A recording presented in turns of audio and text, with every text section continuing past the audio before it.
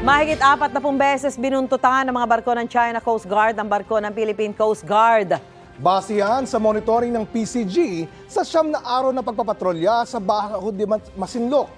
Bagamat may insidente ng harassment sa Baho de Masinloc, payapa naman daw ang latest resupply mission sa Ayungin Shoal. May unang balita si June Veneracion. Halos dumikit na sa nguso ng BRP Teresa Magbanwa ng Philippine Coast Guard ang isang barko ng China Coast Guard. Sa isa pang video, tila walang galawan ang dalawang barko at naghihintayan kung sino ang unang gagalaw palayo. Isa lang yan sa ilang na-monitor ng PCG sa 9 na araw na maritime patrol sa Baho de Masinloc mula noong February 1, na layong tiyaking ligtas ang mga mangingisdang Pinoy. Pero sa mahigit isang linggong pagbabantay roon, mahigit 40 beses daw sinundan ng ating barko ng 4 na China Coast Guard vessels na 3105, 3302, 3063 at 3064. 4 na beses din daw na nagsagawa ang mga barko ng China ng mapanganib na pagmaniobra at pagharang sa barko ng PCG. Pinakamalapit na distansya raw ay mahigit 170 meters. Tumawid pa raw sa harapan ng BRP Teresa Magbanwa ang mga CCG vessels. Ayon sa PCG, labag ito sa Convention on the International Regulations for Preventing Collisions at Sea.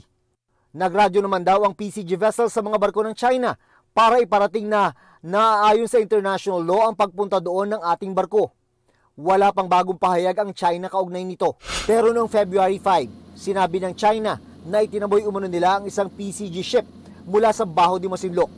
Pero giit ng National Security Council na hindi totoo ang sabi ng China. Di tulad ng naranasan ng PCG vessel sa Baho de Masinloc, naging maayos naman ang huling RORE mission ng Pilipinas sa Ayungin Shoal. Bagamat may presensya rin ng mga barko ng China Coast Guard at Maritime Militia, wala namang dangerous maneuver na naganap. At sa halip, tila ineskortan pa raw sila.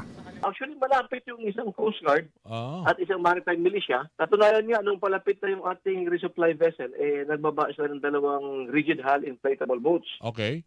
Na sumabay sa ating, hinatid nila sa loob. Tingin ng Philippine Navy, ang galaw na ito Naka-synchronize ito sa kanilang press statement pagkatapos. At sasabihin nila, pinayagan tayo at inescortan. Pero hindi pa rin daw dapat mag-relax ang Pilipinas kahit daw nagbago ang aksyon ng mga barko ng China. Nagbago sila nung huling RORE mission natin. Pero huwag natin kaligtaan yung kanilang karakter, yung kanilang long-term na plano, ay talagang sasakupin ang buong South China Sea na kung saan parte lamang ang West Philippine Sea. Wala pa ring pahayag ang China tungkol dito. Ito ang unang balita. June Veneracion para sa GMA Integrated News. Mga kapuso, para una ka sa mga balita, mag-subscribe sa GMA Integrated News sa YouTube.